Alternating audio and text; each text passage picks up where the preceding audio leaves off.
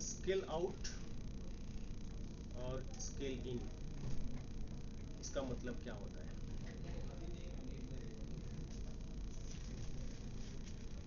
कि नहीं है ना?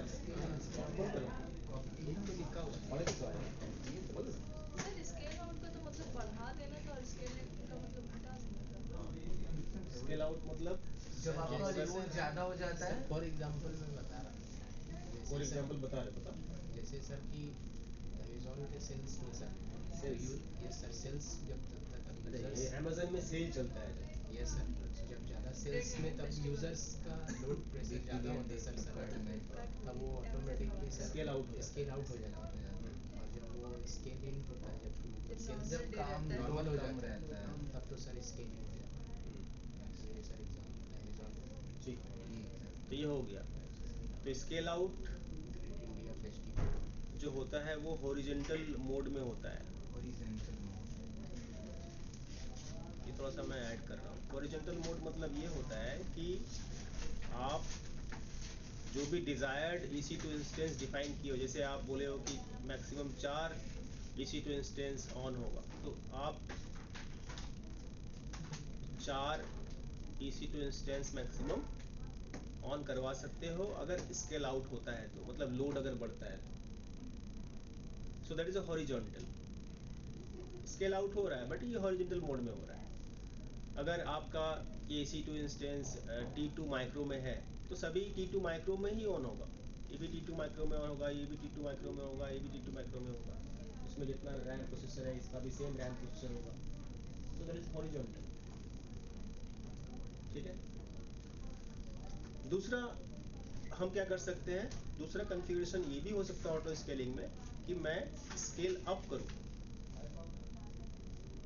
स्केल अप जब होता है तो ये वर्टिकल होता है। वर्टिकल सर, ये स्केल आउट का ही पार्ट है क्या? नहीं, अलग है। ये आपको एरो ऐसे बनाए नहीं, मैं स्केल आउट नहीं करके मैं क्या करना चाहता हूँ, स्केल आउट करना चाहता हूँ, सॉरी स्केल अप करना चाहता हूँ। तो स्केल अप में भी आपका लोड जब बढ़ेगा तो स्केल अप होगा। ये भी हम कॉन्फ़िगर कर सकते हैं बट इसका कॉस्टिंग काफ़ी ज़्यादा आता है बिकॉज ये वर्टिकल मोड में होता है। मतलब आप एक ही सिस्टम होगा आपका। अगर आप T2 माइक्रो लिए हो, अब मतलब उसी का अगर आप स्केल बढ़ा सकते हैं। मैं बोल लूँ पहले। सर वही मतलब मेरे को लग रहा है जो आप बोले वर्टिकल मोड और हॉरिजॉन्टल मोड का डिफरेंस आ जा रहा है। हाँ, स्केल अप मतलब होता है सिस्टम आपका एक ही रहेगा लेकिन उसका कॉन्फ़िगरेशन हाई हो जाएगा। हो सकता है कि आप T2 माइक्रो लिए थे और इसका मैक्सिमम डिज़ायर्ड आप कर दिए M2 माइक्रो। तो M2 माइक्रो थोड़ा हाई कॉन्फ़िगरेशन का मशीन है, CPU इसका ज़्यादा है, रैम ज़्यादा है। तो आपका T2 माइक्रो से मैक्सिमम कहाँ पे लेके जाएगा? M2 micro. सिस्टम एक ही ऑन होगा। हाँ सर, वही तो उसी का ये क्या बोल रहे हैं इसको हम लोग? Vertical scale up. Scale up. ठीक है, और इसको स्केल अप। क्लियर? तो ये वर्टिकल इसको क्यों बोल रहे हैं? बिकॉज सिस्टम का कॉन्फ़िगरेशन को वो अपग्रेड कर रहा है। It upgrade system configuration, hardware configuration. Clear? Is it clear for everyone? Yes ये मैं लास्ट डे नहीं बोला था, मैं भी बोल दिया आपको। अच्छा, स्केल जो वर्ड आया है, ये वर्ड कहाँ से आया है? ये वर्ड आया है स्केलेबिलिटी से।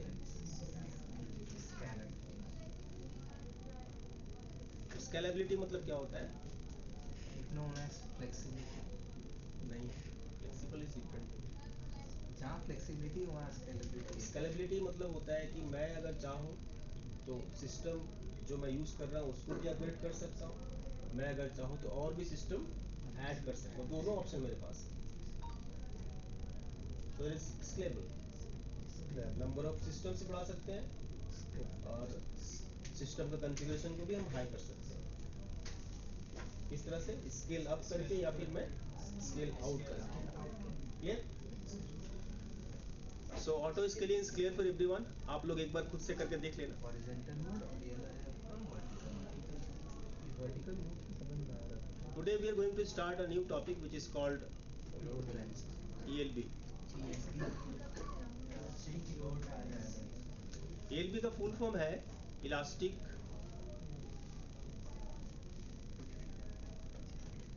Load balancer.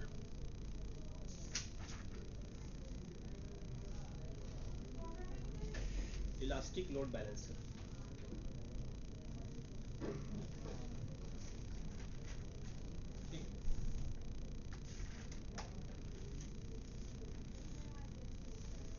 अभी समझ लो कि आपका एक सिनारियो ऐसा है कि I have a web server and that web server is called like jetking.com.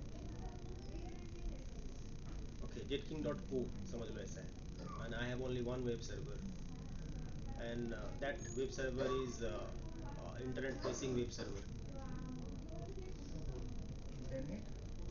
Internet facing web server मतलब यूजर्स जो इंटरनेट में है वो उसको क्या कर सकता है, एक्सेस कर सकता है, लेकिन access this server from anywhere all over the world.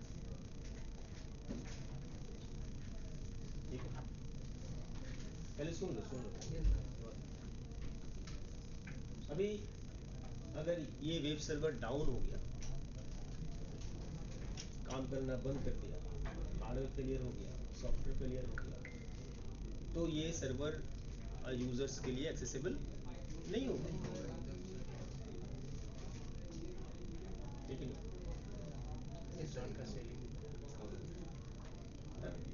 एक बड़े कंपनी के लिए रेपुटेशन काफ़ी ज़्यादा मायने रखता है, तो रेपुटेशन खराब हो जाएगा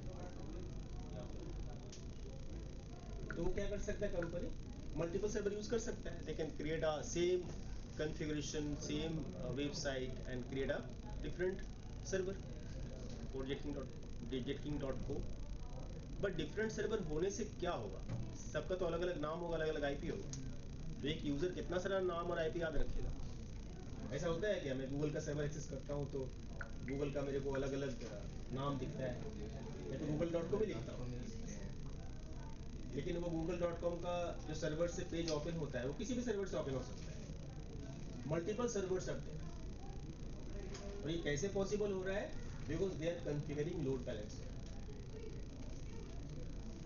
जब इस तरह का कॉन्फ़िगरेशन आप करना चाहते हो कि आपका लोड डिस्ट्रीब्यूट हो, या फिर आप चाहते हो कि आपका सर्वर हाई अवेलेबल हो सभी यूजर्स के लिए। हाई अवेलेबिलिटी मतलब क्या होता है कि ऑलवेज अवेलेबल, भले दुनिया में कुछ भी हो जाए, भूचाल आ जाए, फिर भी अवेलेबल है।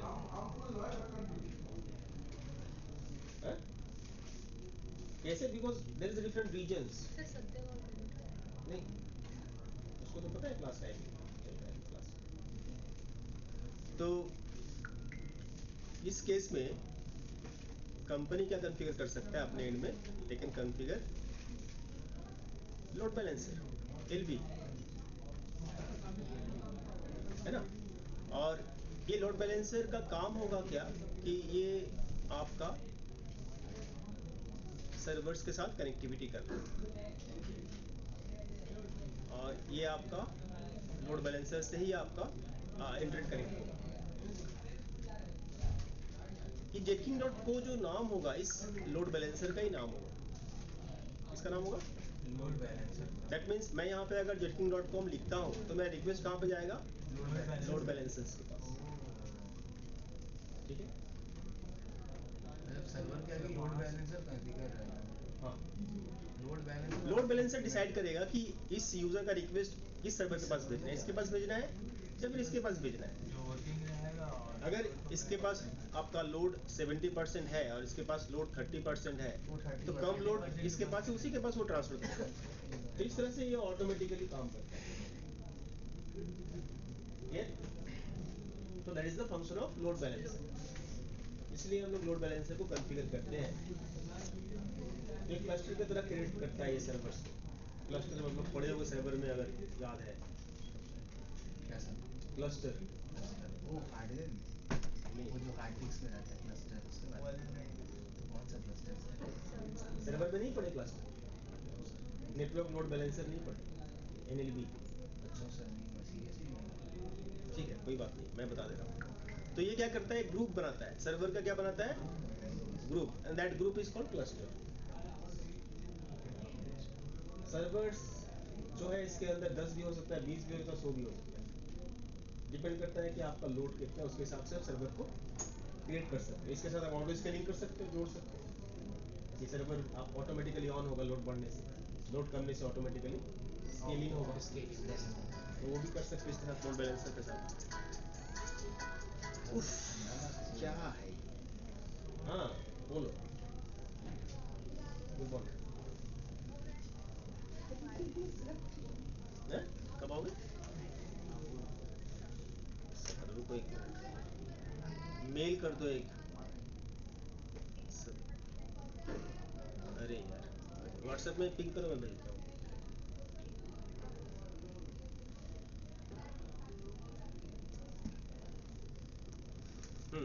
क्लियर है कंसेप्ट कि लोड बैलेंसर हम लोग क्यों सीख रहे हैं, क्यों जान रहे हैं, इसमें क्या फ़ायदा है।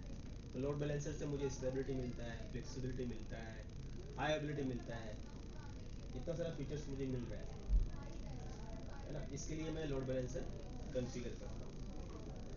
मैं लोड बैलेंसर के साथ ऑटो स्केलिंग भी जोड़ सकता हूँ अगर ऐसा रिक्वायरमेंट आया कि मेरा इसी टू इंस्टेंस स्केल आउट होगा, स्केल इन होगा एज पर द लोड, तो भी मैं कर सकता हूँ। एक्स्ट्रा फीचर आप ऐड कर सकते हो। लेकिन लोड बैलेंसर में आपका उस तरह का ही सर्वर ऐड होगा जो सर्वर में सेम कॉन्फ़िगरेशन होगा, तभी आपको लोड बैलेंसिंग करेगा। समझ में आ रहा है मैं क्या बोल रहा हूँ? मतलब अगर एक डाउन हो गया, दूसरा अगर काम करेगा, इसका मतलब दोनों में सेम कॉन्फ़िगरेशन है ना, हाँ सर, तभी तो वो एक्सेस लेगा ना। तभी ना दूसरा का काम वो तीसरा करेगा, तीसरा का काम चौथा करेगा। मतलब all are web servers, simple सा बात। अगर सिर्फ वेब सर्वर के लिए कर रहे हैं, अगर मैं कर रहा हूँ डीएनएस सर्वर के लिए तो सभी डीएनएस सर्वर्स होंगे, अगर मैं कर रहा हूँ फाइल सर्वर के लिए तो सभी फाइल सर्वर्स होंगे। क्लियर? बेसिक कंसेप्ट क्लियर है? यस ठीक है। अब थोड़ा सा हम लोग जान लेते हैं ELB के बारे में, features and all the things that in ELB terms, configurations, types, ये सब कुछ हम लोग जान लेते हैं। तो पहले लिखते हैं what is load balancer, AWS। मैं यहाँ पे लिख देता हूँ elastic, clear, elastic load balancer. Okay, तो ये क्या होता है, what is AWS elastic load balancer. अगर कोई पूछता आपसे डेफिनेशन तो क्या बोलोगे? ये तो फीचर्स हो गया।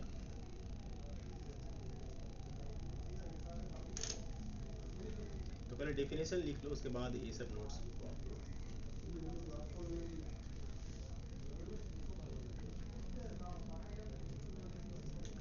So write down the definition first.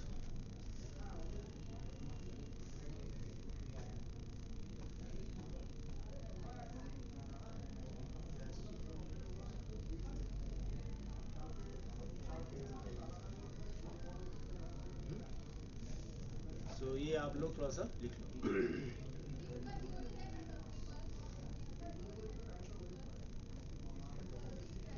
So ये पूरा आपका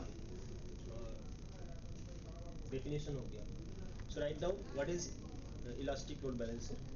So elastic load balancer automatically distributes your incoming traffic across multiple targets such as EC2 instances, containers, IP addresses that are located in one or more availability zone. It monitors the health of registered targets and routes traffic only the healthy targets. So ये आपका basic फंडा है, basic concept है load balancer. तो mainly load को distribute करने के लिए लोड बैलेंसर यूज करते हैं। अगर इतना भी बोलते हैं तो काफी है। For distributing the load of traffic, load of request, load of incoming messages, incoming traffic to multiple servers.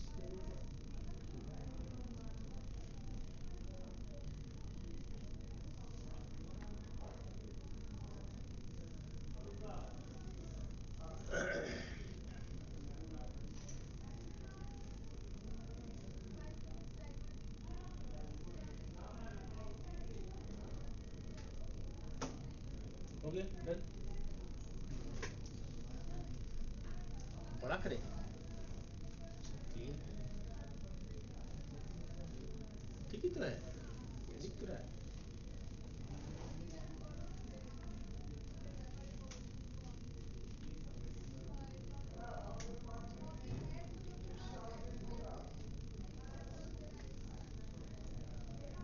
लिख लिए? No sir sir. इसमें जो आप बोल रहे हैं सर नहीं लिखा नहीं लिखे? इनकम्प्लीट है सर आईपी ये एड्रेस हाँ सर यही पूछ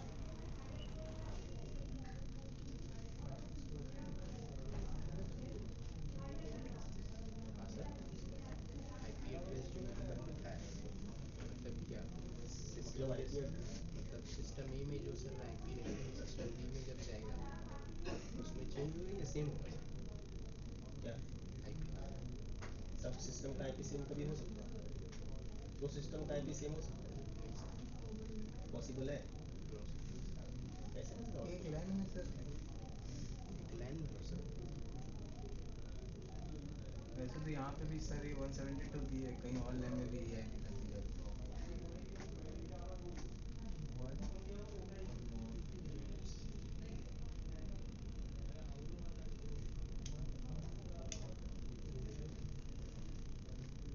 यहाँ लिखा है इसीलिए ठीक ही तो लिखा हुआ है। क्या वहाँ पे डाउट क्या आ रहा है तुम्हारा? ये EC2 इंस्टेंस बेस पे हो सकता है, कंटेनर बेस पे हो सकता है, या IP एड्रेस बेस पे हो सकता है। These are the targets.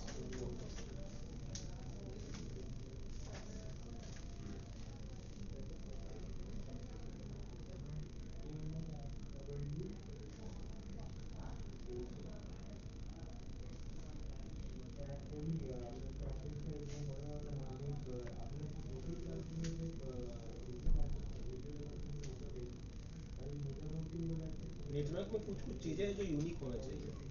कभी भी दो सिस्टम का सेम नहीं हो सकता। यस सर क्या क्या? आईपी एड्रेस IP एड्रेस, तो आप बोल दिया IP एड्रेस। सर और क्या? PC का नाम। PC का नाम, yes. Computer name, that is called net BIOS.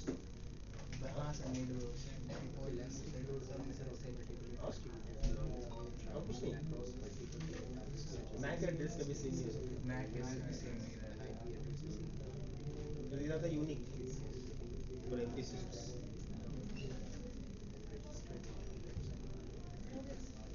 हो गया? चलो। अब थोड़ा सा हम लोग AWS का डॉक्यूमेंटेशन भी देख लेते हैं। ये AWS का डॉक्यूमेंटेशन है, क्योंकि चेंजेस ये लोग करता रहता है कुछ ना कुछ नया नया। सो लोड बैलेंसर हम लोग क्यों करेंगे? क्या फ़ायदा है लोड बैलेंसर करके? सो आप थोड़ा सा लिख लो ये सब चीज़ें कि load balancer increases the ability and default tolerance of the applications. So पहला एडवांटेज ये है। मतलब कोई लोड बैलेंसर क्यों करेगा कॉन्फ़िगर? क्या फ़ायदा है, एडवांटेज है, बेनिफिट्स है? एडवांटेज फर्स्ट पॉइंट है, it will increase the ability and fault tolerance of our application servers जो भी यूज़ कर रहे हैं, सर्विसेज।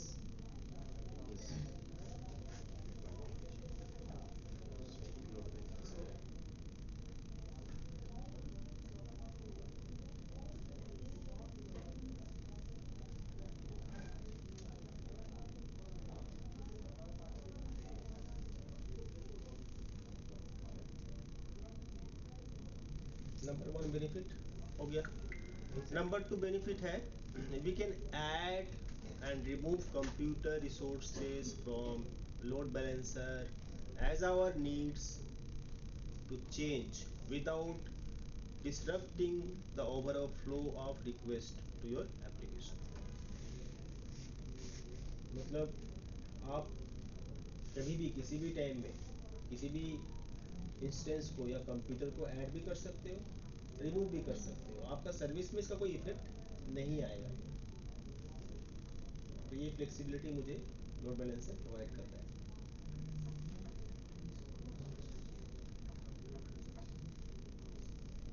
सर आप जो बोले P2 से अगर हम लोग M5 M5 अगर लेते हैं ना तो सर सर्विस चार्ज सर्विस वो ऐसे भी मतलब फ्री नहीं ज़्यादातर है, M2 M5 फ्री कंपनी नहीं है। पैसा खर्च करने के लिए रेडी है, सर्विस अच्छा मिलना चाहिए। यस सर कंपनी ऐसे थोड़ी ना खुश है। अभी या सोचो तुम AWS यूज नहीं करके लोकल सर्वर यहाँ पे बनाते हो, यस सर अभी आपका यूजर बढ़ गया तो आप खरीदते कि नहीं खरीदते? यस सर तो फिर यूजर कम हो गया, फिर बेच देते क्या सर्वर? बंद करके रख देता है।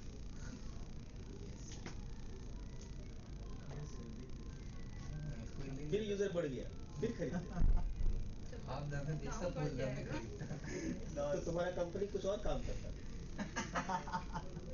बेचना खरीदना ही करेगा। सर तो डेटा सेंटर में कैसे रहता सर सर्वर से भी दिख रहा डेटा सेंटर का मतलब क्या होता है? है तो सर होना ही चाहिए।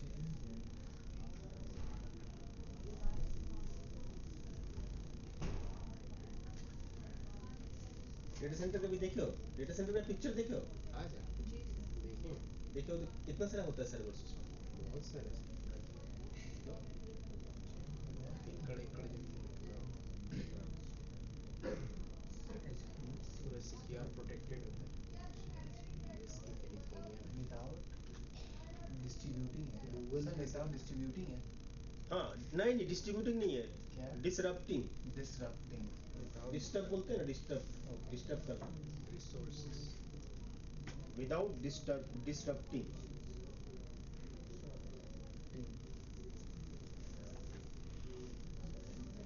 तो ओवर डेटा सेंटर में आने के लिए सर पढ़ाई चाहिए। और थर्ड पॉइंट है we can configure health check which monitor and monitor the health of the compute resources. यहाँ पे मैं सिस्टम्स का हेल्थ भी चेक कर सकता हूँ कि ये सिस्टम कैसे चल रहा है, इसका हेल्थ कैसा है, we can monitor it using load balancer. Data center में जाने जाने के लिए के लिए AWS के किस कितना लेवल होना चाहिए, एक्सपर्ट लेवल होता है, एसोसिएट लेवल होता है, किस लेवल डेटा सेंटर में जाने के लिए AWS में पहले तो जॉब लेना पड़ेगा AWS कंपनी में, है ना। AWS का डेटा सेंटर में अगर जाना है, और Azure का डेटा सेंटर में जाना है तो माइक्रोसॉफ्ट में जॉब लेना पड़ेगा। सर एक भैया को गूगल क्लाउड में अगर जाना है तो गूगल में जॉब लेना पड़ेगा, तभी ना हो, कंपनी में जाना पड़ेगा। किस लेवल पे सर डेटा सेंटर में ऑपरेट करने डेटा सेंटर में जाने के लिए तुमको जाना तो है, जाना नहीं देगा, तुम परमिशन मिल ही जाएगा अगर उस कंपनी का एम्प्लॉई हो तो। ये सर वो तो है लेकिन वहाँ पे हाथ लगाने नहीं देगा ना कहीं पे कुछ भी। वो तो है हाथ लगाने के लिए तुमको तो उसको उसमें प्रोफेशनल लेवल का नॉलेज होना चाहिए। वही मैं बोल रहा हूँ किस लेवल का नॉलेज होना चाहिए सर प्रोफेशनल लेवल का। प्रोफेशनल लेवल पहले एसोसिएट कंपनी में हो गया professional knowledge with experience. Knowledge with experience तुम फ्रेशर हो ये सर और तुम्हारा ग्लोबल सर्टिफिकेशन है प्रोफेशनल लेवल का, तुमको थोड़ी ना हाथ लगाना पड़ेगा, तुमको तो सिर्फ किताबी नॉलेज है, ये सर एक्सपीरियंस होना चाहिए। डेटा सेंटर में जाकर तुम अगर डाउन कर दिए मशीन, कंपनी का तो नाम बदनाम हो जाएगा। हम बस नहीं खुश नहीं होंगे, तुम्हारा भी पता चलेगा। अजय बाबू बेचारा कौन सा वर्चुअल दुनिया में चल जाएगा। वर्चुअल दुनिया क्या चल रहा है, साल भर के बाद झट हो गया, ठीक है चलो। अब प्रोफेशनल डेटा सेंटर में बहुत सिक्योरिटी तो वॉच ऑप्शन ये प्राइसिंग का ऑप्शन है, यहाँ पे देख सकते हो कितना किसमें क्या खर्चा है यूज करने से। बहुत प्रोटेक्शन के साथ वर्चुअल नहीं हो सकता ना अब आते हैं पॉइंट्स में, क्या क्या इसमें है, क्या क्या फीचर्स है। You can configure health check and which monitor monitor the health of the compute resources. Compute resources so first point, अच्छा मैं इसको थोड़ा सा बोल्ड कर देता हूँ, इससे आप लोगों को सबको दिखे प्रॉपर।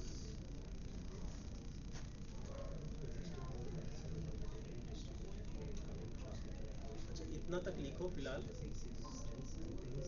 और टाइप्स मैं बता रहा हूँ, टाइप्स कैसे लिखोगे।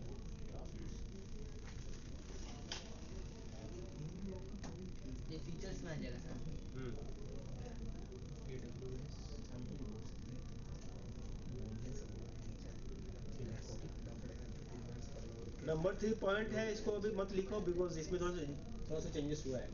नंबर 3 तो नंबर 3 को नहीं नहीं मैं बताऊंगा नंबर 3 आपको लिखने के लिए। तो इसी में ऐड 2 नंबर तक हो जाएगा तो बताना मुझे। सर आज चेक कर लीजिए। क्या असाइनमेंट बना दिया? असाइनमेंट कब का बनाना है? तो क्या चेक करना है? असाइनमेंट हाँ वही तो बोल रहा है असाइनमेंट बना दिया।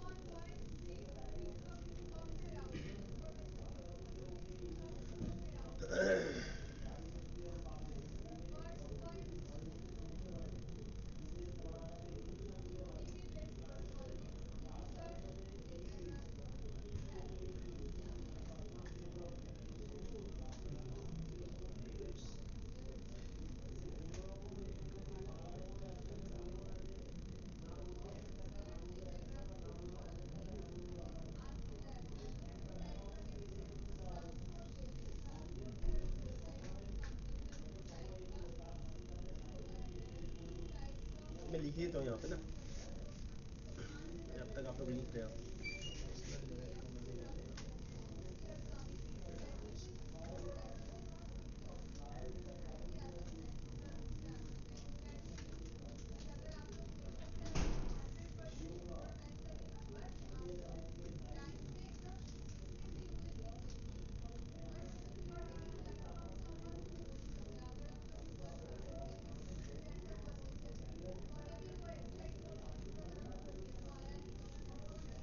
ठीक है अब लिख सकते हैं। अब मैं इसको बोल्ड कर देता हूँ।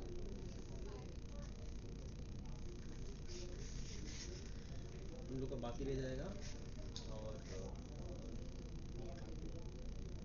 आई एम और बाकी रह जाएगा 253।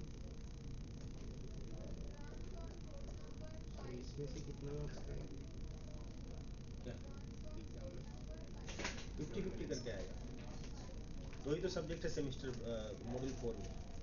नहीं वो मैं नहीं पूछा। ए तू ये इधर में प्रिंट आउट अटेंडेंस शीट कैसे देबो फोटो लागे बोलो चार्ट। हाँ क्या बोला? मतलब ये टॉपिक में AWS में कितना परसेंट आता है? कौन ये वाला? लोड बैलेंसर और टेस्ट के लिए आपने कौन बताया सा ना एग्जाम? BPC 80%। हाँ ये दो मिला के बीपीसी में एग्जाम में नहीं बोला, मैं बीपीसी का कंसेप्ट आपका 80% नॉलेज होना चाहिए। नंबर पॉइंट लिखना है। हाँ 3 नंबर पॉइंट लिखना है। हाँ बोल्ड कर दिया मैं, देखो लिखना है। मैं उस 3 नंबर पॉइंट को अपडेट करके मैं बोल्ड कर दिया, उसमें एक चीज मिसिंग था मैं डाल दिया। ये वाला कंसेप्ट पहले नहीं था, अभी ये आ गया है। ऑटो स्केलिंग सर तो बहुत इम्पोर्टेंट है जैसे लगा। Everything is important. आप फंडामेंटल पढ़ रहे हो AWS का। फंडामेंटल मतलब होता है कि आप अभी बुनियाद बना रहे हो। बिल्डिंग खड़ा करने के लिए बुनियाद मजबूत होना चाहिए। Yes sir. Everything is important, good morning. नहीं तो आपका एडवांस नॉलेज में प्रॉब्लम हो। बोलिए। सर एक कंपनी है बालीगंज साइड एनलेस मैनेजमेंट, उसमें IT एग्जीक्यूटिव का ज़रूरत है। Non field work 16.5 CTC 13 in hand और मतलब हार्डवेयर और लिनक्स का नॉलेज होना चाहिए कैंडिडेट को। यहाँ से कोई जाएगा? कोलकाता ही बालीगंज। बताओ। साउथ कोलकाता। लिनक्स का नॉलेज मतलब किस तरह का लिनक्स का नॉलेज? बेसिक वर्किंग नॉलेज तो एक फ्रेशर एक्सपीरियंस दोनों को, एक्सपीरियंस तो उतने CTC में आएगा नहीं, तो मैंने बोला कि आके फिर लैब कोऑर्डिनेटर का एक्सपीरियंस है। लिनक्स नॉलेज मतलब पढ़ा हुआ हो वो चीज़ एटलीस्ट। क्या प्रोफाइल क्या दे रहा है? IT executive. ये चीज चलेगा? हाँ HS चलेगा, HS विद डिप्लोमा फीमेल डालना। चलेगा? फीमेल नहीं चलेगा, मेल लिनक्स का किसका नॉलेज है अच्छा तुमको बताया? बेसिक सामान पता है। मतलब बेसिक्स ही पूछेगा। बेसिक से पूछेगा, फ्रेशर रहोगे तो बेसिक से पूछेगा। मैं फर्स्ट में सीवी तो भेज दूँ। भेज दो, ठीक है। और तुम मत जाओ, तुम क्यों जा रहे हो? तुम और बेटर जगह पे जा सकते हो। और कौन वो है? मैं बुलबुल मैम के पास गई थी, बट उनका तो वो फ्रेश बैच चल रहा है, तो उन्होंने बोला 350 356 यहाँ पे है, उन लोग से पूछ तुम्हारा लो। लिनक्स नहीं आते? हम्म? क्लास नहीं हुआ है, मतलब उतना नहीं है। उतना नहीं है, तो बेसिक ही चाहिए। रीडिंग पढ़ना पड़ेगा तो पढ़ लेना। प्रिपेयर हो जाओ अच्छे से, रीडिंग हो जाओ, একটু পড়ে নাও, দেখে নাও, প্র্যাকটিস করে নাও সারাদিন বসে বসে। আজকে हाँ, সিভি আজকে পাঠালে হতে পারে আজকে ইন্টারভিউ হবে না, কালকে বলবে পরশু হবে। দুদিন, এক দুদিন টাইম পাচ্ছ। मैं वो सीवी भेज दूँ, হুম। नंबर है तो। Good morning. नाम क्या बताया? रोहित। रोहित, ठीक আর है। ওকেও আকাশকেও জিজ্ঞেস করে নাও। मानो মানবকেও জিজ্ঞেস করে নাও। কি যাবে? पूछ के सीवी भेज दो, ठीक है। और ये ऑनलाइन में और कोडिंग लोड में है।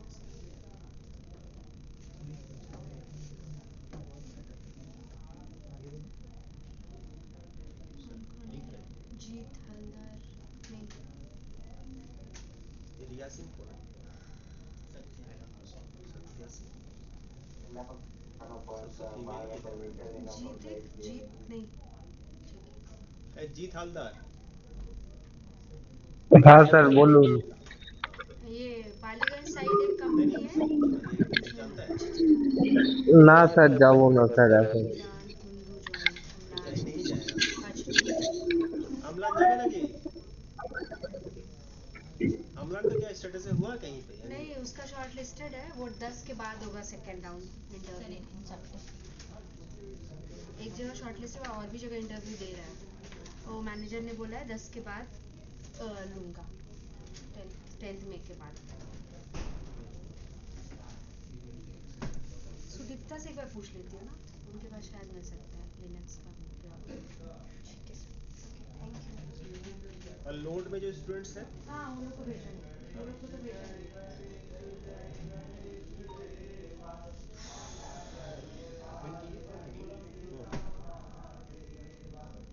डीडीएम ओपन करें, ये वाला वर्ड है।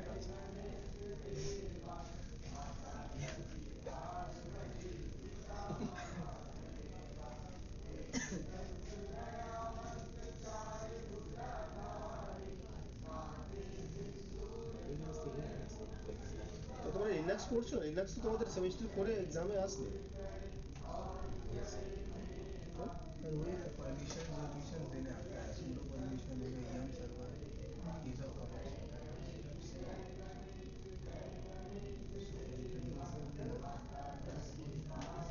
वही ऐसे रन करो जो सब वो सब आता है।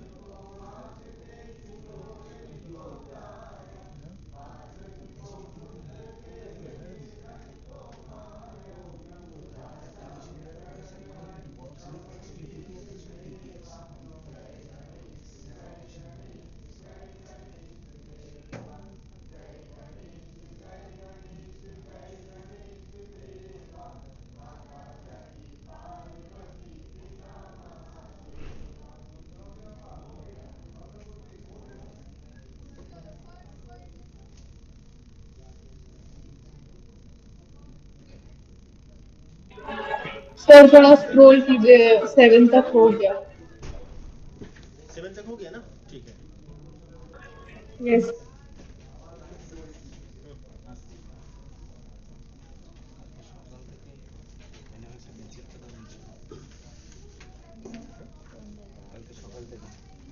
হ্যাঁ হ্যাঁ হ্যাঁ, ওই সিনে নেবে। 7:30 का शाम है। 7:30। इधर हमने আপনাকে একটা ফটো পাঠিয়ে দিই। মেল করে দাও। মেল করে দেবো। দিচ্ছি আপনাকে, একবার দেখে নেবেন। সকালে তাহলে ডেকে আজকে अंटार्कटिका नहीं बनाया है, MWF তাহলে হবে। बाद में बनेगा थोड़ा। MWF হবে। अंटार्कटिका भी बना दे।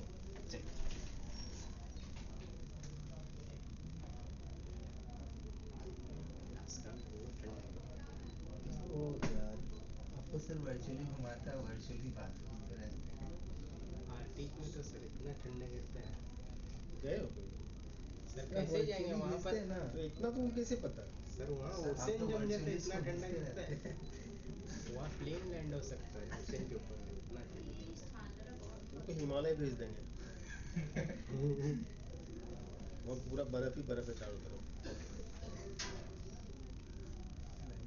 ठंडा तुमको पसंद है ना? सर रसिया में ठीक है ठंडा। तुमको भी रासिया जाना है? रासिया में गोलाबारी हो रहा है अभी।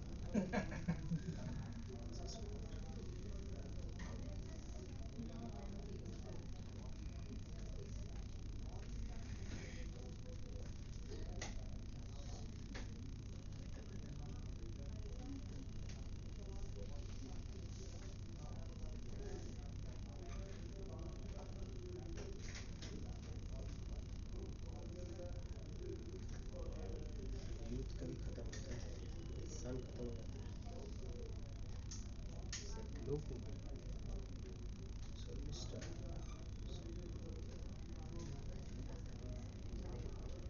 यूक्रेन तो यूरोप में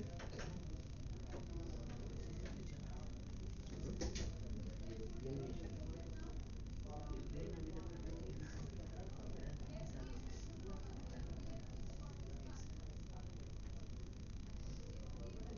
है। रसिया की तो वॉर है, सब कुछ ऐसा है।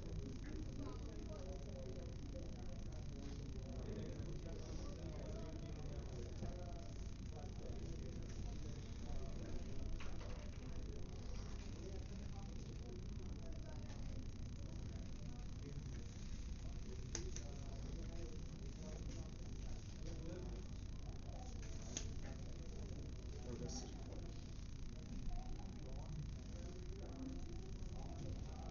तुम क्यों नहीं जा रहे जॉब में? ये आयुष, क्या बात है? कब कब करोगे जॉब? सब कुछ का तो एक उम्र होता है ना। जॉब ज्वाइन करोगे लेट से, शादी करोगे लेट से, सब कुछ लेट से होगा तो फिर कैसे होगा? ये तो पूरा नाम बिहार का खराब कर रहा है। बिहार का हो ना? उत्तर प्रदेश लेट का से नाम हंस भी किसी रहा है सर। वरना बगल में।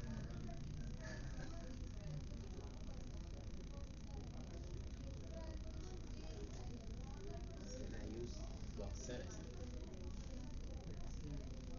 wrestler।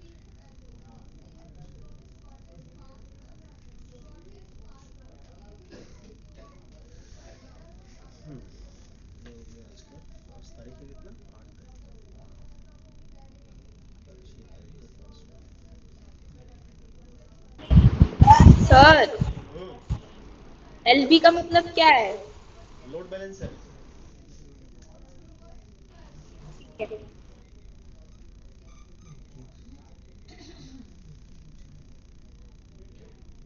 सैटरडे को पीटी हुआ था ना? हाँ सर Yes, sir. ट्यूसडे को हुआ था। हम्म। ट्यूसडे को नहीं, याद तो रहता नहीं तुमको। क्या बात कर रहे हैं? माइंडफुलनेस पे आप कितने सारे वीडियोस देख लिए कितने टाइम्स? हाँ हाँ, मतलब तो वो ट्यूसडे तो था। You saw how many उस दिन times? सैटरडे था। हो सकता है। हो सकता नहीं है। याद है आपको? ओ हाँ हाँ हाँ, अब याद है। शायद से सैटरडे ही याद था है। Sir actually. पता नहीं। कैलेंडर का डेट चेंज होना है सर। पब्लिक आई थी। डेफिनेटली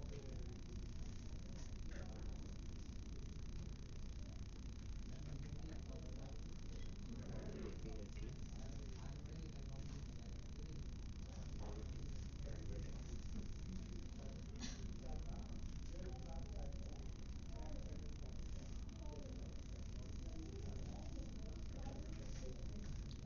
ऋतिक साहब लास्ट क्लास आया था ना? Yes, yes. आज एब्सेंट। पिंकी मंडल, आई Yes, sir. sir. Tasneem, Nikki Ram, Yes, sir. Nishant, Rohit साहब, आयुष प्रीवियस क्लास आए थे ना? रोहित আগের দিন এসেছিলে? মানব এসেছিল, আজকে absent. Sanjana yes sir. Previous class में थी ना? Good morning ma'am. नहीं sir, good morning ma'am. Last class में। अलोक कुमार झा कौन ब्रांच? সুদীপ্তা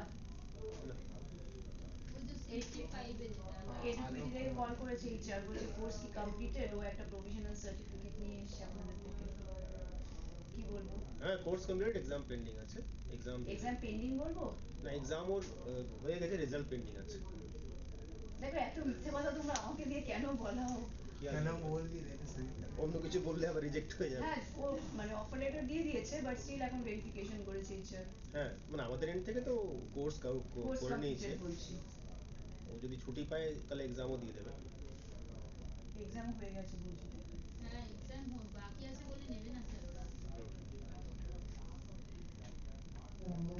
অজয় হেলা, आशीष कुमार,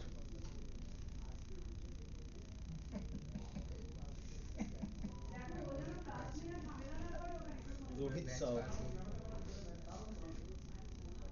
रोहित साव, रोहित साव क्या है? सर रोहित सर प्रेसिडेंट उस दिन था। जॉब करता है क्या? नहीं सर। जीत दास, ये लोग जॉब करता है ना? जीत दास हाँ सर।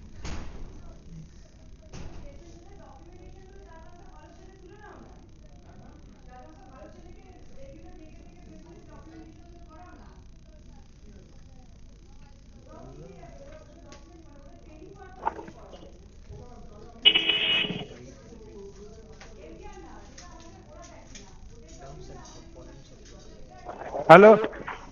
हाँ हाँ सर, राहुल पोद्दार सर। हाँ हाँ राहुल, तुम जॉब करते हो ना? हाँ सर। ठीक है।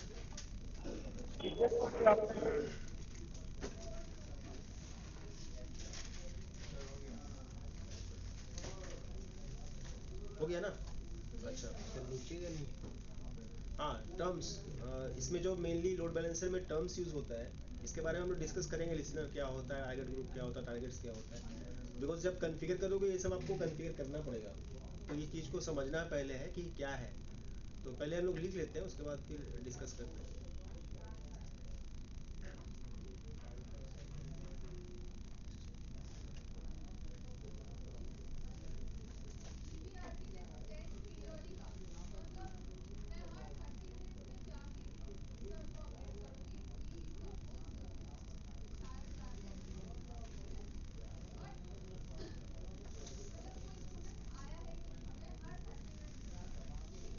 सेमेस्टर 4,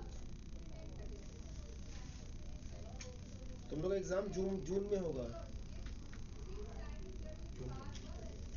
हाँ मतलब सेमेस्टर 4। सर जून, मिड जून क्या? हाँ जून में सर, स्टार्टिंग जून में? हाँ अभी से थोड़ा सा प्रिपरेशन करना स्टार्ट कर दो। ठीक है सर, क्योंकि जून में हम लोग का लास्ट सेमेस्टर का एग्जाम भी है, 6 सेमेस्टर का। जून में कब है? जून के वो अभी सीयू तो डेट नहीं भेजा, बट वही मिड या लास्ट तक होगा। अच्छा, ठीक है, अगर कॉन्फ्लिक्ट होता है तो फिर तुम एप्लीकेशन देके नेक्स्ट मंथ में बैठ जाना। अच्छा ठीक है सर।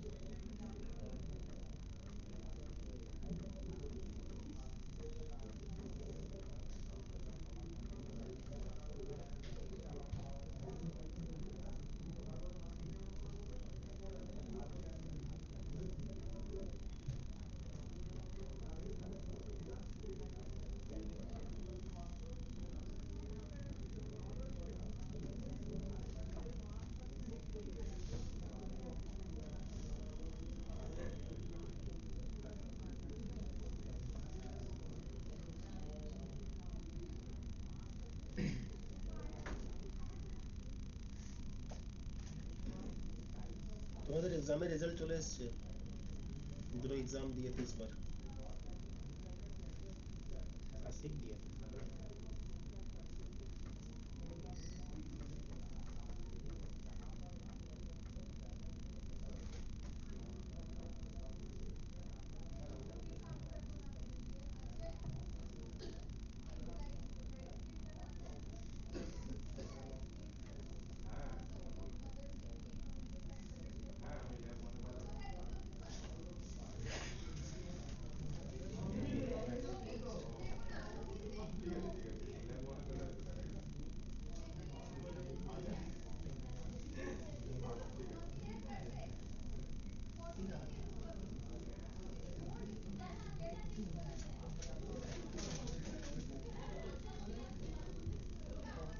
नोट करने से बेचना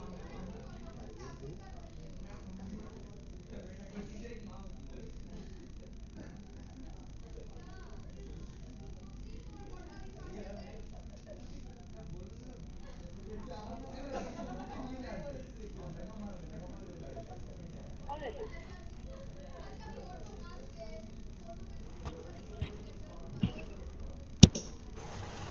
दे पेज को ऊपर कीजिए ना।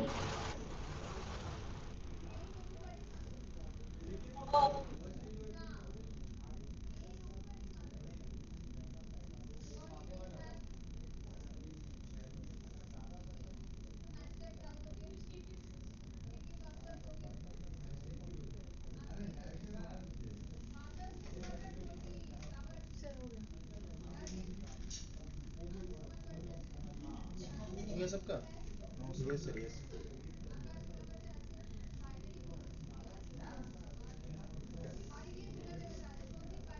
Notice and health check 300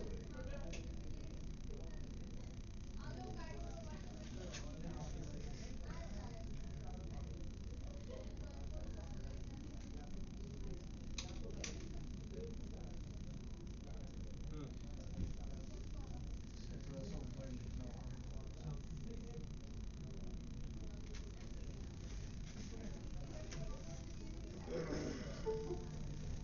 checking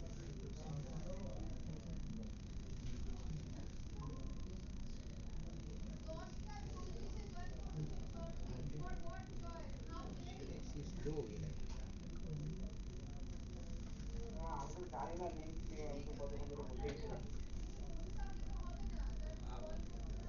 कम भी अजून sir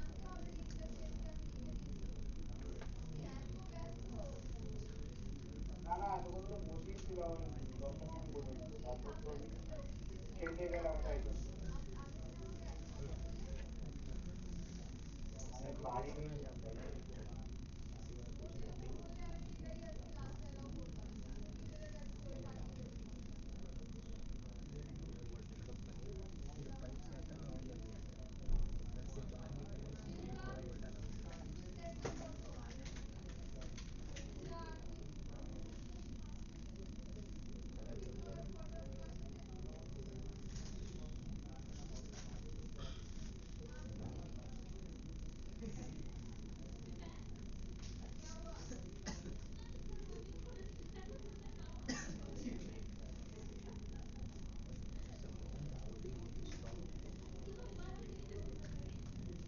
someone holding very strong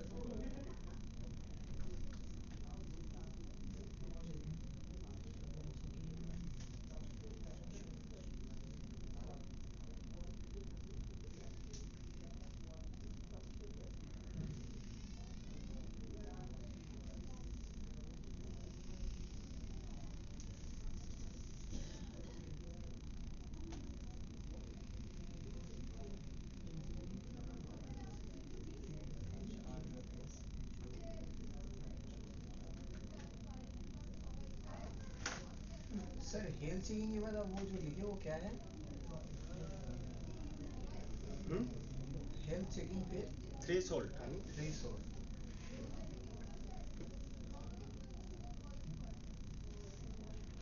Asif कहाँ गया? आसिफ नहीं है।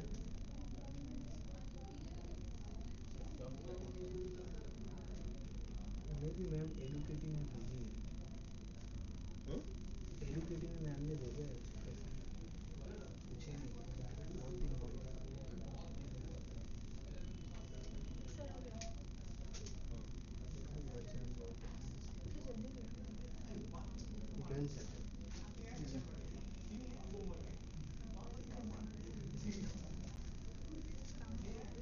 वही भेज देंगे सर, लैम्डा तो पाइथन में सर लैम्डा सत्या सिंह है? ऑनलाइन में। हाँ she is in online.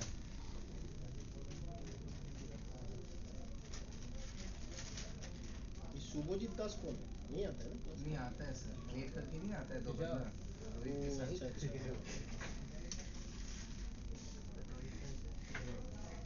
Rohit Roy जो लेट करके आता है हमेशा।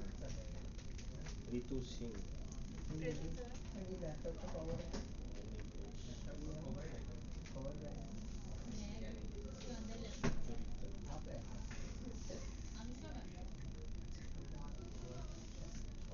ये वाला बताए। लिखे ये वाला कंप्लीट हुआ। ये टारगेट टाइप। अच्छा अब आते हैं टारगेट आईपी एड्रेसेस।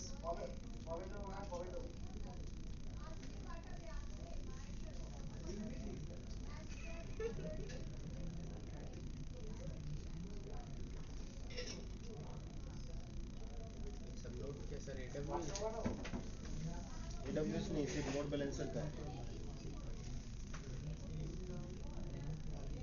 आमलन तो नहीं आ रहा बहुत दिन से, क्या हो गया इसको? হ্যাঁ স্যার। তুমি অনলাইনে স্যার আছো? স্যার আমার মা একটু হঠাৎ করে না ডায়রিয়া হয়েছিল, তো তাই একটু হসপিটালে ভর্তি, তো ওই নিয়েই পড়ে রয়েছে। আচ্ছা আচ্ছা। আশিক আছে? আশিক, অভিজিৎ দেবনাথ। স্যার অভিজিতের পক্স হয়েছে বলছিলেন। ও, फैजान, कृतिका, हिदायतुल्लाह, मुस्कान, रुद्रो,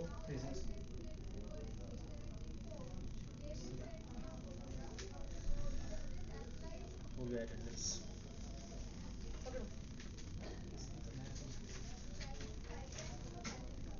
356 का है।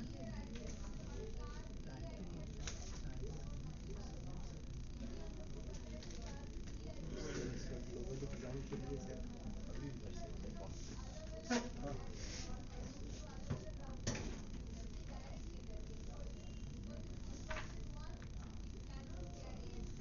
नोट्स दीजिएगा सर, पढ़ेंगे मैं तो पूरा बुक ही दे दिया आप लोग को। एमसीक्यू आएगा ना सर। हाँ, तो एमसीक्यू आएगा तो उसमें नोट्स में एमसीक्यू थोड़ी रहता है। एमसीक्यू नोट्स तो ऐसा ही होता है। एमसीक्यू तो अलग पैटर्न का होगा ना सर, हाँ, वो नहीं है जैसे एग्जाम एमसीक्यू पैटर्न वाला दीजिए सर, तब ये मिल जाएगा तुमको। तैयारी करेंगे। एमसीक्यू का क्वेश्चंस कहाँ गया?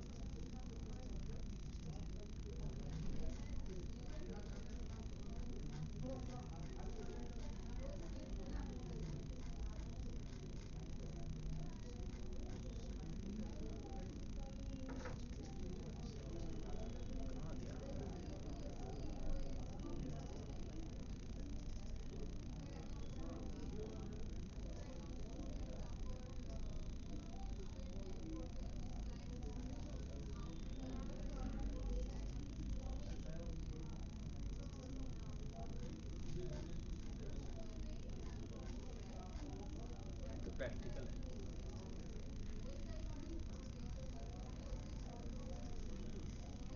ठीक है, बाद में देखते हैं।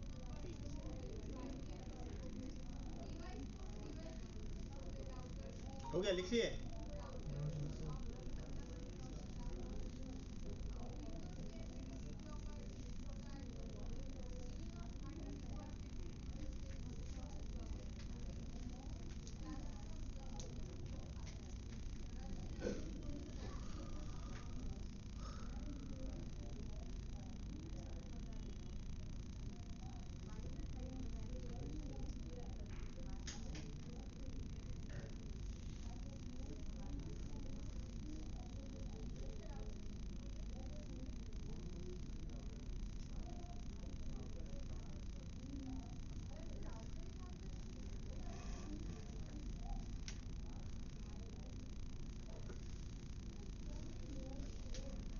करना, बस इतना ही है, ज़्यादा नहीं है। सर आईपी वाला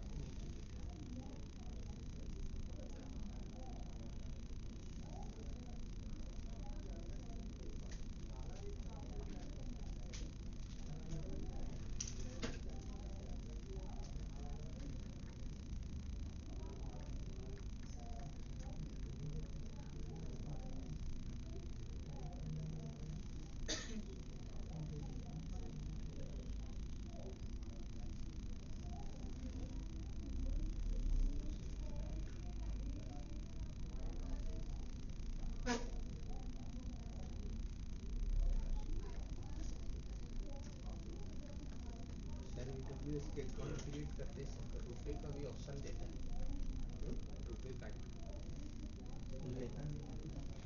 रुपए कार्ड से बनेगा ही नहीं।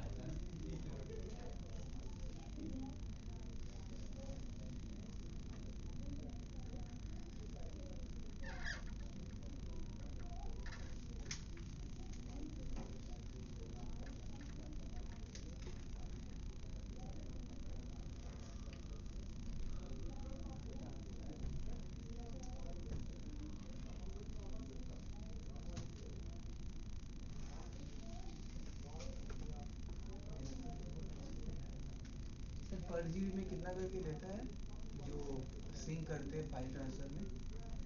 क्योंकि कल क्या हुआ था ना, कल कमांड लाइन में प्रैक्टिकल कर रहे थे तो हम भूल गए थे कि डॉक्यूमेंट के भीतर रुद्र फाइल बनाना, पूरा डॉक्यूमेंट का ही मतलब जो फाइल उसमें 2 ISO भी था, हम वो भी चल गया उसका।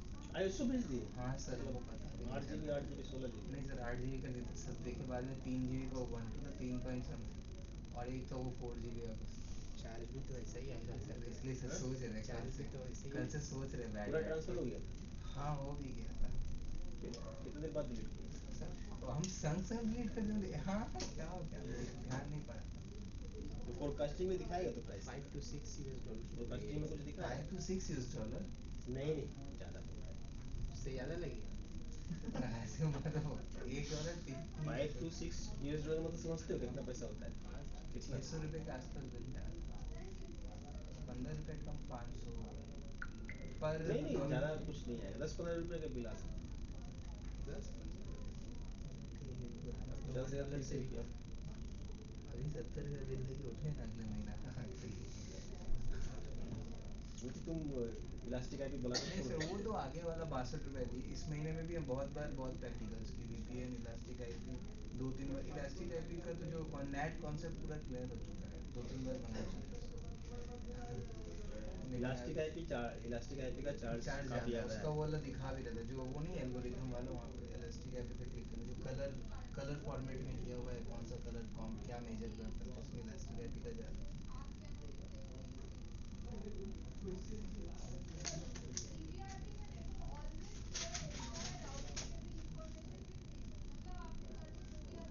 वो तो लिनक्स मशीन में बनाया है, इजी है।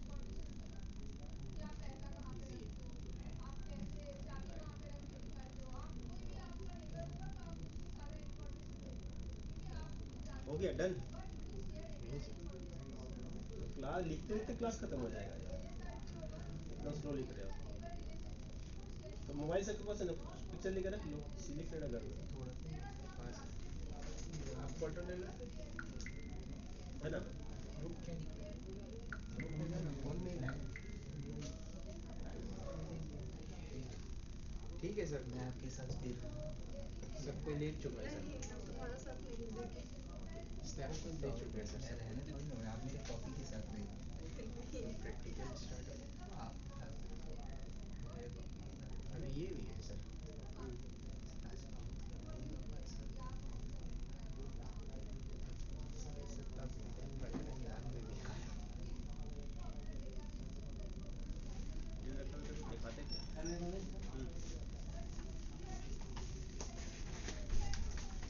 दिन लगता हो तो दिखाते।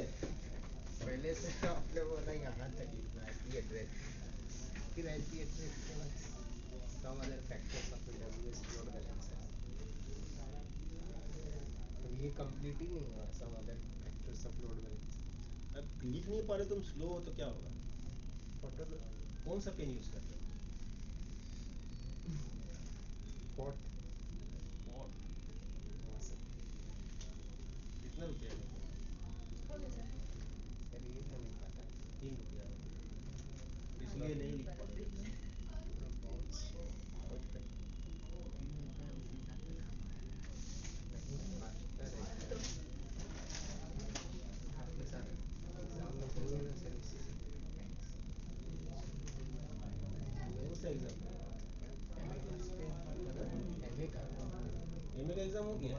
एमए कर चुके हो तुम? एमए का सेकेंड ईयर तुम है तो बहुत सीनियर आदमी हो तुम।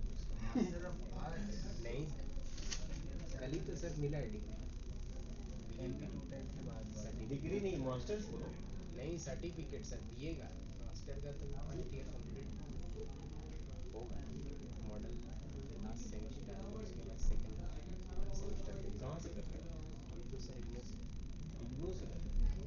इग्नू में तो पढ़ने की जरूरत नहीं पड़ रही है पास कर रहे नहीं सर करना पड़ता है। ऑल ओवर इंडिया में इसका पेपर चेक होता है और पेपर ऑल इंडिया घूमता है। चेकिंग सर एक ही आदमी चेक करता होगा।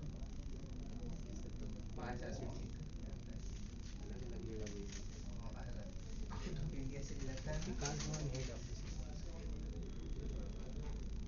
कल ही साथ आया मेरे पास हेड ऑफिस नहीं है विकास भवन, हेड ऑफिस इग्नू का दिल्ली में है। Yes, sir.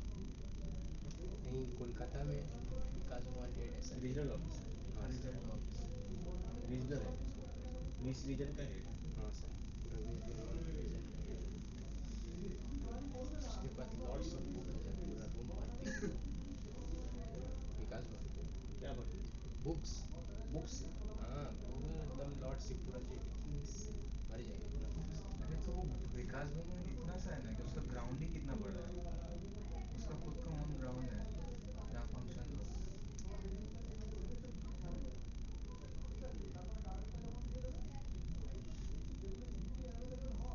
लाए नहीं सर नहीं तो दिखाते क्या? हाँ सरकारी आदमी कल ले आके दिखाएंगे कितने, 1 साल बाद मिला डिग्री का सर्टिफिकेट? नहीं ना सर थोड़ा लेट हुआ है तो ड्रॉप आउट हुए थे क्या? नहीं और लोग गाने में पोस्टिंग करने में टाइम नहीं लगता डन हो गया?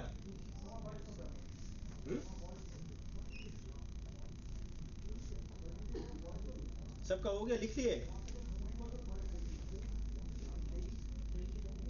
सर नहीं लिखा है फोटो लिए ग्रुप में भेज, चेक कर लो ग्रुप पे, इसको भी ग्रुप पे शेयर करो। हाँ शेयर करो ना सर ठीक है हम लोग लिख लेंगे स्नैप ले लिए सर ईमेल दे दीजिए तो सर प्रैक्टिकल प्रैक्टिकल करने से पहले तो समझना पड़ेगा ना। अरे इसका नीचे भी लिखना है सम अदर फैक्टर्स चलो फर्स्ट पॉइंट कौन बोलेगा?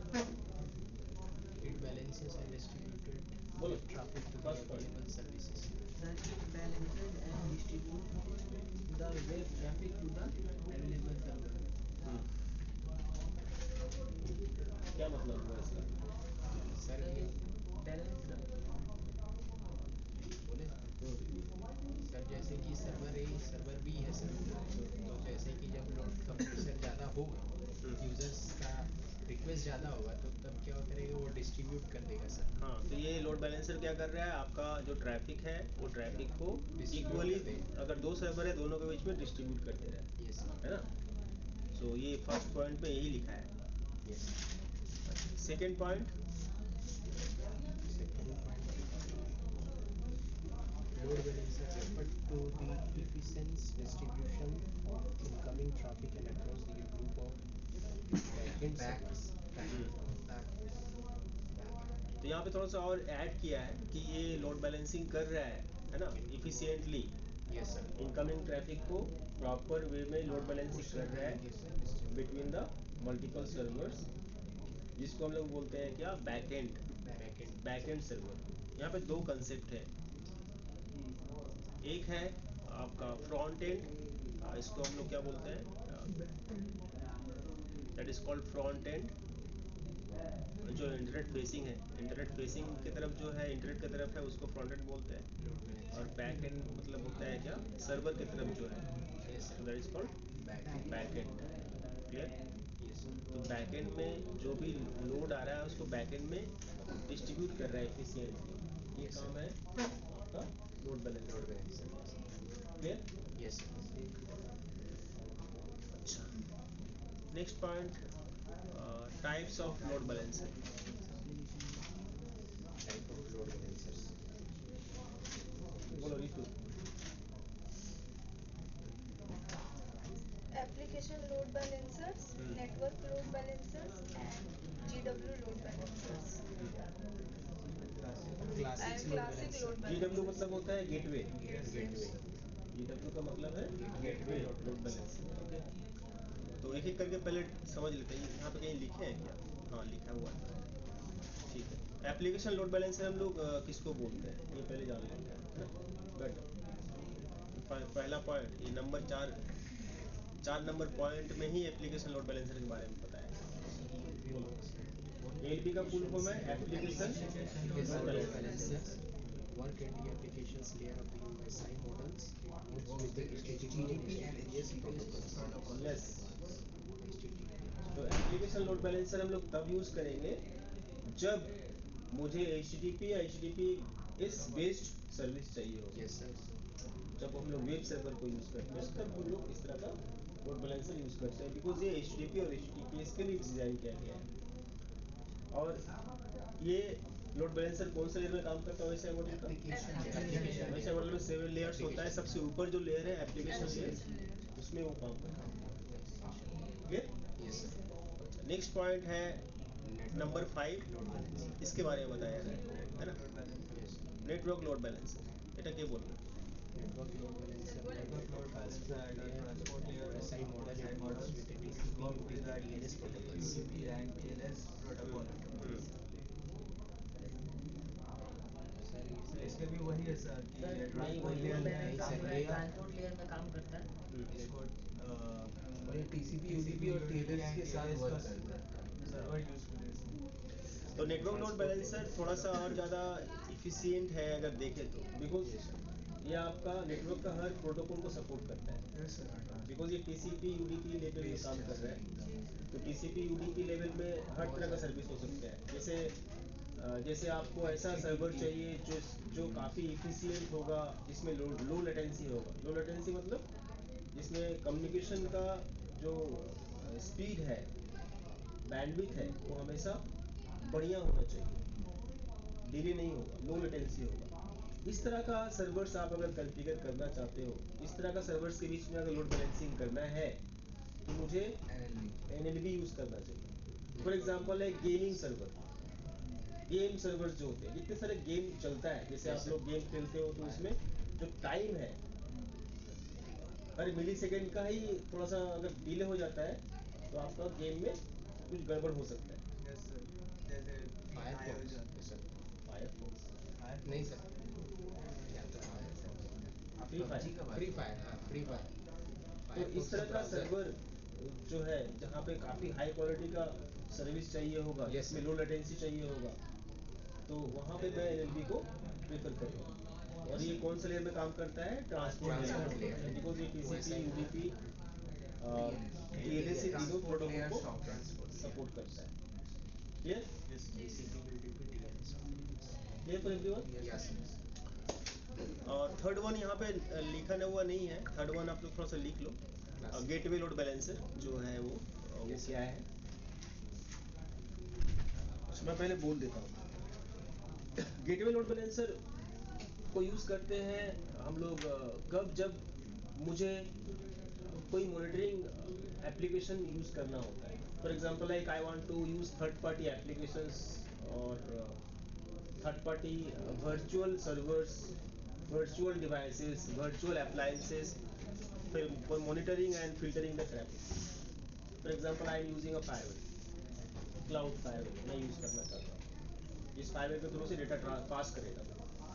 firewall डेटा को चेक करेगा, ट्रैफिक को चेक करेगा, अगर प्रॉपर है ट्रैफिक तो पास करेगा, अगर नहीं है तो नहीं करेगा। तो इस तरह का अगर डिवाइस आप यूज़ कर रहे हो, उसके बीच में लोड बैलेंसिंग करना चाहते हो, एक फायरवॉल अगर डाउन हो गया फिर भी सर्विस चलता रहेगा, चेकिंग चलता रहेगा, मल्टीपल फायरवॉल्स के बीच में, तो आप के लिए प्रेफर लोड बैलेंसर कौन सा है?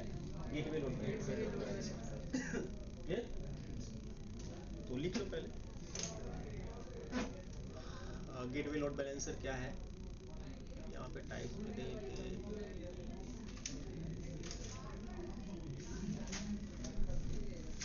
ठीक है, कोई दिक्कत नहीं है।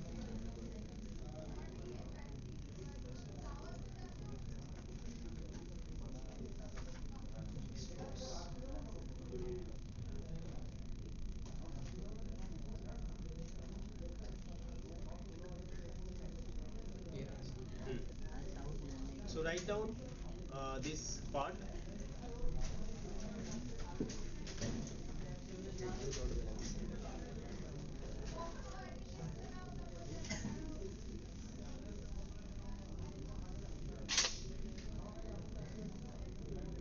हाँ, पूरा ही लिख लेते हैं।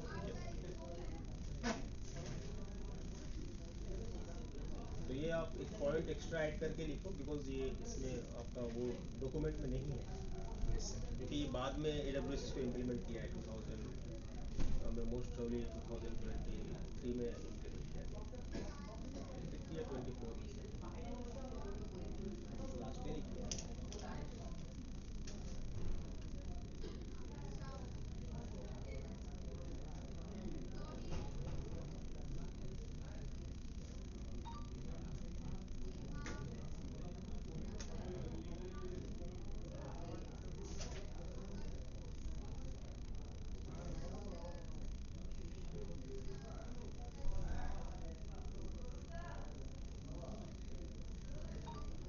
Done? 2 लाइन तो है, मतलब यहाँ पे 4 दिख रहा है क्योंकि जूम करके रखे हैं, एक्चुअली देखो 2 ही लाइन है।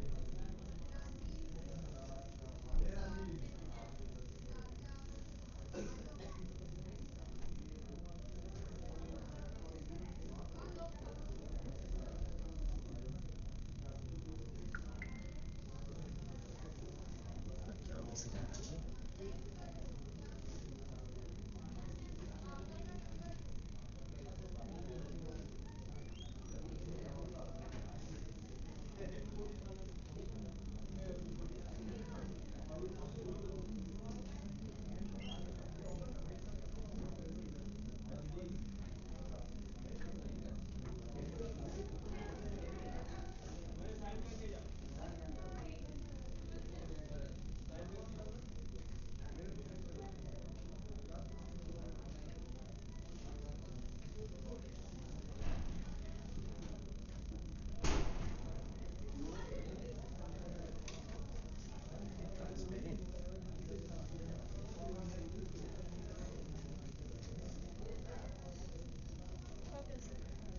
हो गया डन?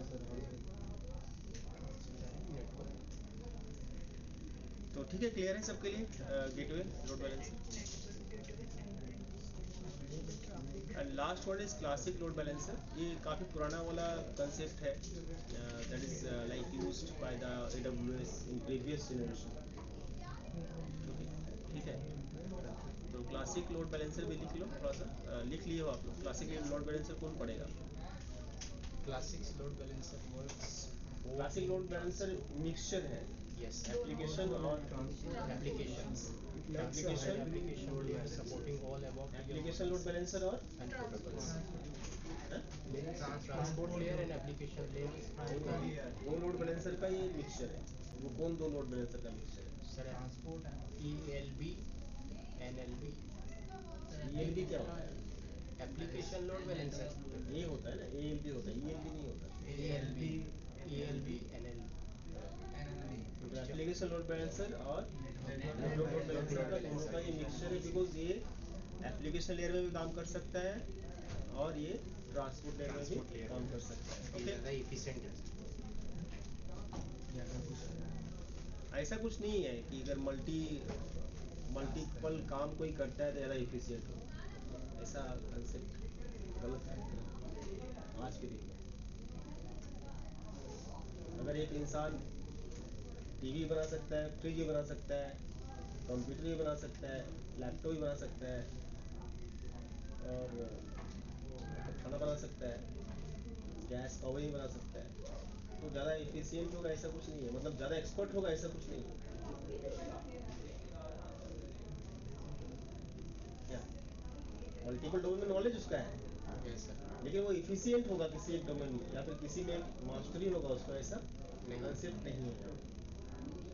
लेकिन कोई अगर एक चीज़ को ज़्यादा बेहतर तरीके से कर सकता है तो उस चीज़ में वो मास्टर है, एक्सपर्ट है, एफिशिएंट है। जैसे आप जिस जो कोर्स कर रहे हो, पहला वाला एग्जांपल था कि आप सभी कुछ सीख रहे हो, हार्डवेयर भी जानते हो, मल्टीपल टैलेंट है आपके पास, हार्डवेयर जानते हो, नेटवर्क जानते हो, ऑपरेटिंग सिस्टम जानते हो, आउटलुक जानते हो, लिनक्स जानते हो, सर्वर जानते हो, विंडोज 10 जानते हो, AWS जानते हो, क्या नहीं जानते हो। लेकिन आपसे ड्राइवर में क्वेश्चन पूछा जाता है तो हवा निकल जाता है आंसर ही नहीं कर पाते कुछ भी। ठीक है, लेकिन अगर एक ही चीज जानते तो आप उसमें ज़्यादा इफिशिएंट होते, ज़्यादा नॉलेज होता आपको उसमें, ज़्यादा कमांड होता, ज़्यादा ग्रिप होता। लेकिन मल्टीपल चीज़ जानते हो, इसकी वजह से आप एक चीज़ को, मतलब सारा चीज़ को एक साथ दिमाग में नहीं रख पाते, क्योंकि आपके पास उतना बड़ा डेटा सेंटर नहीं है है ना? कितना हमारे पास मेमोरी है।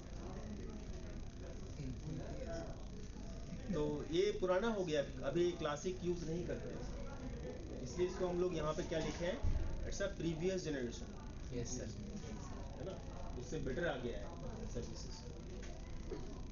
क्लासिक लोड पहले सिर्फ एक ही था, लोड बैलेंसर एक ही था ये, और इसी में सब कुछ करते थे हम, क्लासिक लोड बैलेंसर, उसी में सब कुछ करते थे। अभी क्या बोला कि नहीं, आपको अगर ये करना है, HTTP सर्विस चाहिए, तो आप एक काम करो, आप एप्लीकेशन यूज करो।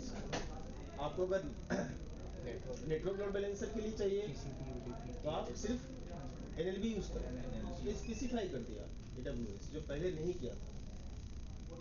क्लियर? हाँ,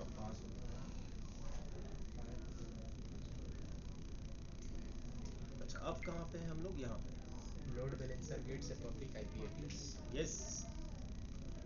तो जो लोड बैलेंसर होगा, जैसे मैं सिनेरियो यहाँ पे बनाया था, ये लोड बैलेंसर का एक खुद का, जिसे मैं यहाँ पे नाम डाला गेटिंग डॉट को, तो इसका एक खुद का एक IP भी होगा। Yes sir, and that IP is internet facing IP, public IP, जो बाहर से एक्सेसिबल होगा, यस सर, है ना? यूजर से एक्सेस। क्लियर? उसके बाद का पॉइंट है, ये पॉइंट कौन पढ़ेगा? Instance under the load balancer will get a public IP, but they will definitely get a private IP addresses which will be using a communicated with the load balancer. It is not mandatory that all the EC2 instance under the load balancer will get a public IP, but they will be definitely get a private IP addresses which will be using to communicate with the load balancer. पर ये mandatory नहीं है sir कि EC2 instance जो है वो under अच्छा, online में कोई पढ़ेगा इसको, पब्लिक आईपी के अंडर क्या लिखा है इसको, और थोड़ा समझाएगा? प्राइवेट आईपी जो है सर वो कम्युनिकेट कर सकता है लोड बैलेंसर के साथ। ऑनलाइन में कौन कौन है, देखते हैं। संजना है sir, Sanjana, hello. Yes sir. हाँ, जरा सा इसको आप रीड आउट करो और समझाओ जरा इसको क्या मतलब है इसका। Sir, it is not mandatory that all EC2 instance under the load balancer will get public IP. Means ये जरूरी नहीं है कि EC2 इंस्टेंस के अंदर जितना भी लोड बैलेंसर है उसको पब्लिक IP मिलेगा, but they will definitely get a private IP। लेकिन पब्लिक IP नहीं मिलेगा बट प्राइवेट IP मिलेगा ही मिलेगा, which will be use to communicate with the load balancer, जो हेल्प करेगा कम्युनिकेशन में लोड बैलेंसर के साथ। आप क्या और भी एक्टिविटी कुछ कर रहे हो क्लास के साथ साथ? क्या? क्लास के साथ साथ कुछ और एक्टिविटी भी कर रहे हो? नहीं तो तो ये पॉइंट्स थोड़ा सा आपको अच्छे से समझा के बोलना चाहिए था। मतलब EC2 के अंदर कभी भी लोड बैलेंसर नहीं आ सकता, लोड बैलेंसर के अंदर EC2 आ सकता है, लेकिन आप क्या बोले? लोड बैलेंसर के अंदर लोड बैलेंसर है, EC2 के अंदर लोड बैलेंसर कैसे आएगा? यहाँ पे क्या लिखा हुआ है? यहाँ पे लिखा होगा all EC2 instances under a load balancer, लेकिन आप उल्टा बोल दिए बोलने के टाइम में, समझाने के टाइम में। हाँ सर। हाँ, इसलिए मैं बोला कि कुछ और एक्टिविटी कर रहे हो जिसकी वजह से फोकस इधर नहीं दे पा रहे हो। नहीं नहीं। अच्छा, तो आपका जो EC2 इंस्टेंस होगा, ये सिस्टम्स, ये सर्वर्स को हम लोग EC2 इंस्टेंस बोल रहे हैं, तो EC2 इंस्टेंस के पास पब्लिक IP होना चाहिए, ऐसा कुछ कंसेप्ट यहाँ पे नहीं है।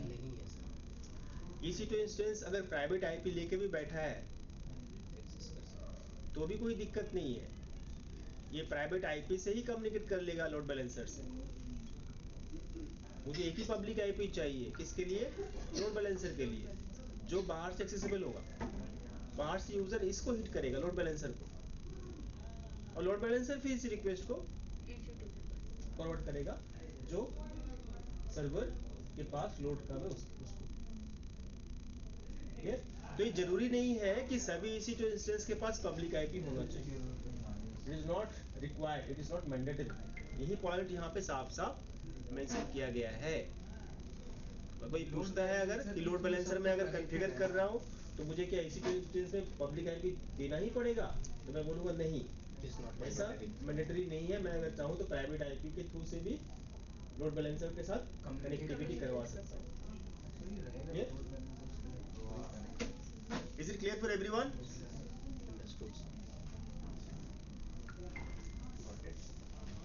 नंबर 9 पॉइंट, और कोई पढ़ेगा ऑनलाइन से?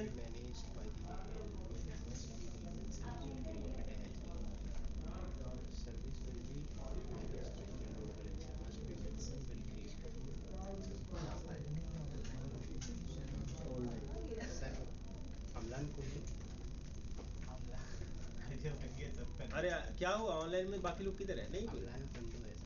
पिंकी, हेलो, हाँ सर।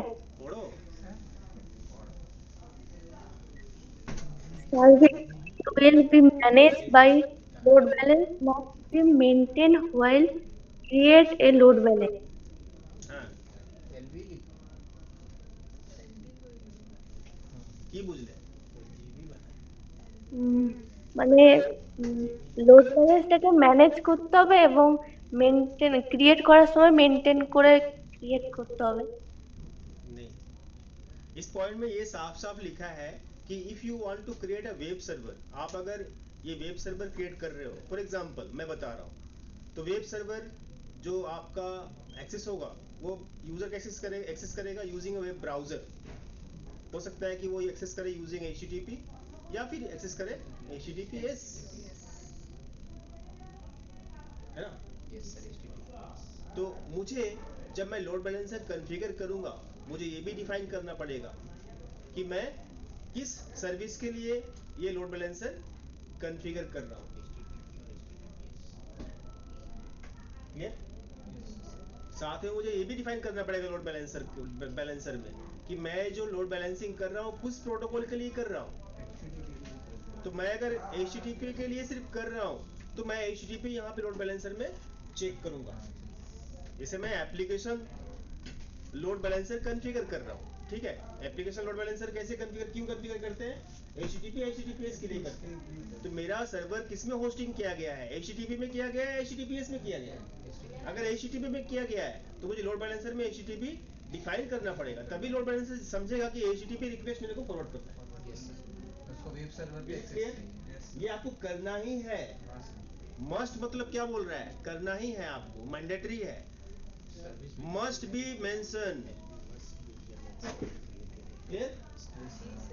तो जब हम लोग कॉन्फ़िगर करेंगे, मैं ये ऑप्शन भी आपको दिखाऊंगा कि इसको आपको चेक करना ही पड़ेगा कि क्या सर्विस के लिए आप PLB कॉन्फ़िगर कर रहे हो, क्या सर्विस चाहिए उसको। हाँ, मैं एग्जांपल दे रहा हूँ HTTPS, या आप कोई और सर्विस के लिए भी कर सकते हो। अच्छा, नंबर 10,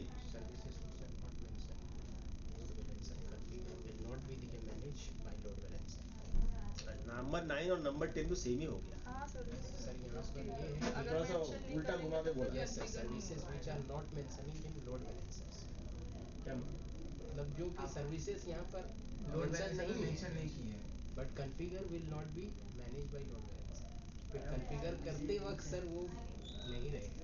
मेंशन नहीं करेंगे तो कॉन्फ़िगर नहीं होगा, बस सीधा ये बात बोल दीजिए।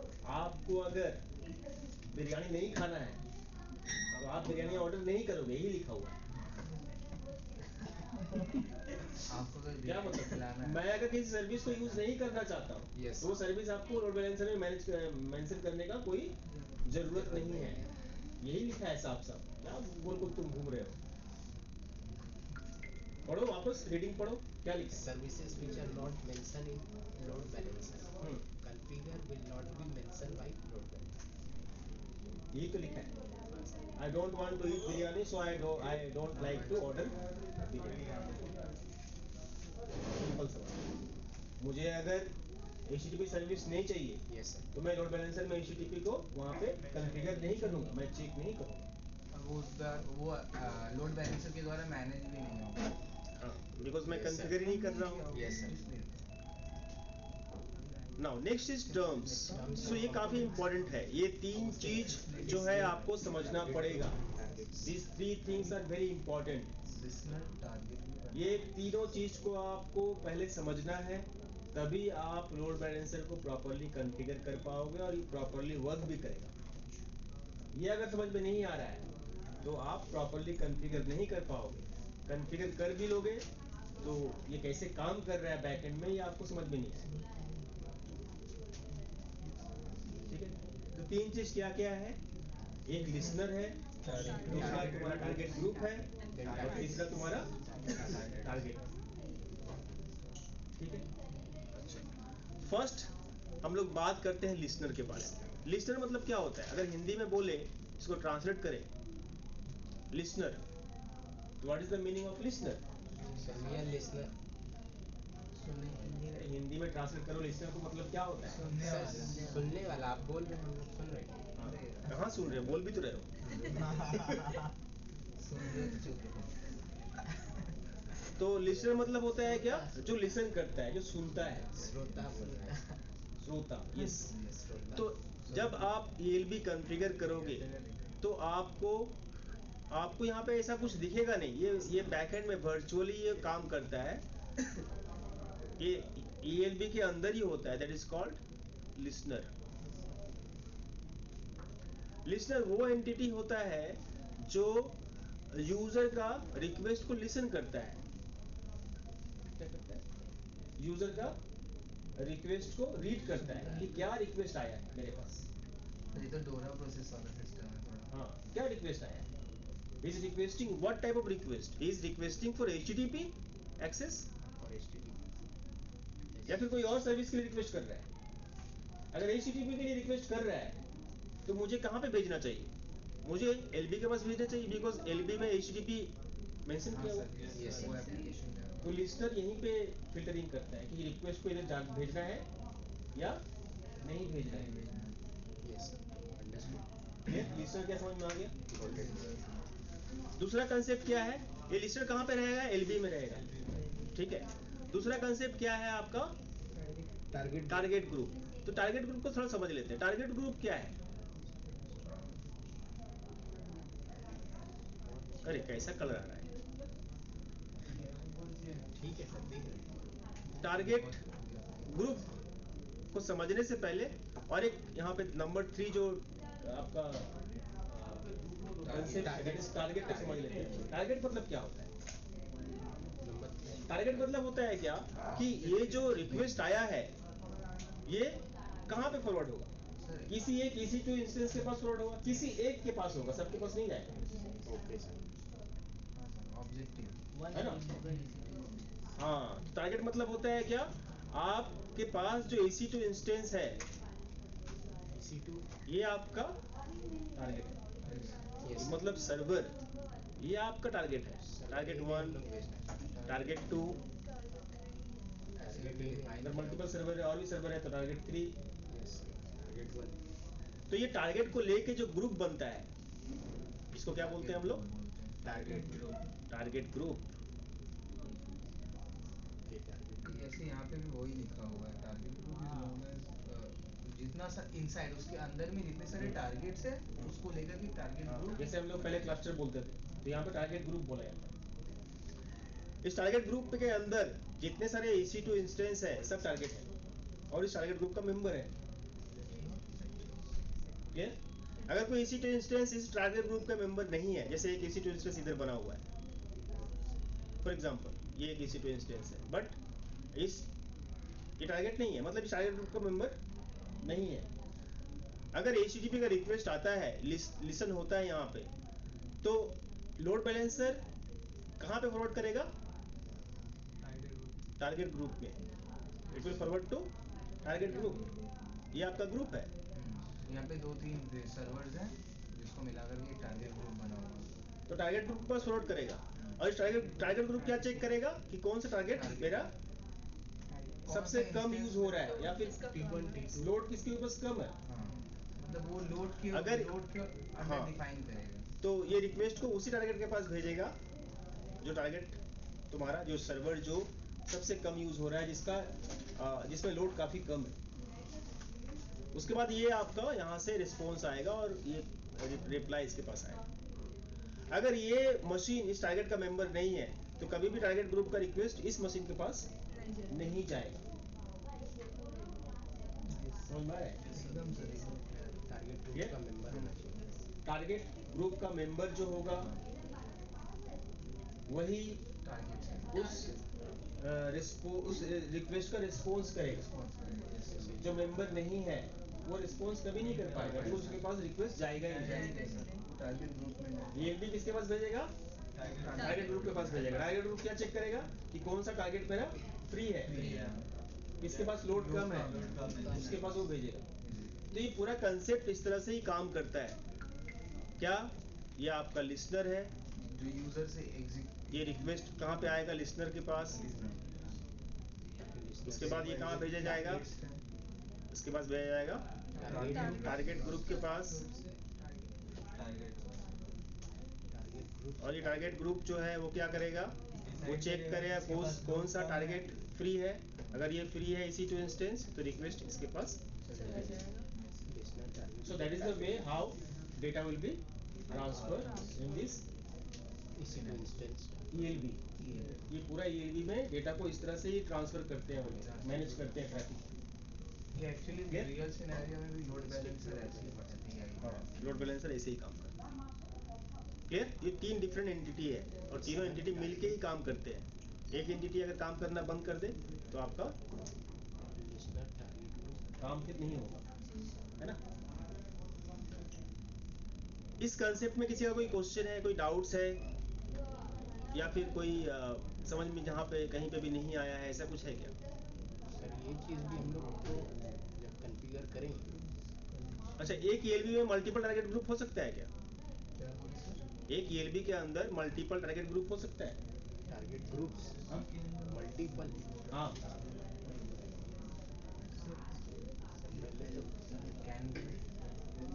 हो सकता है सर, क्यों नहीं हो सकता? DNS ग्रुप हो सकता है।